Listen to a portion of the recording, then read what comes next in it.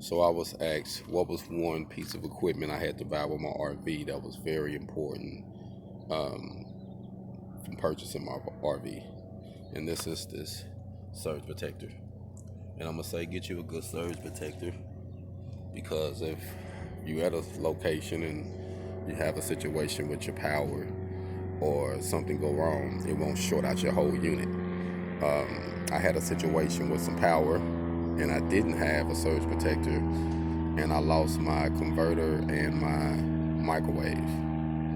So I would most definitely say invest in one of these. Uh, they come in different prices, but I would say at least spend you at least $100 on one. Remember, it is where you're gonna be staying for a while, so you want to protect it. So you don't want to go cheap.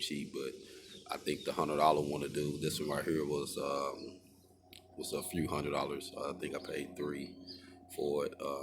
But this is very good asset. So if you're purchasing an RV and you're gonna do a lot of traveling, make sure you have you one of these because it can save your RV. Hold on.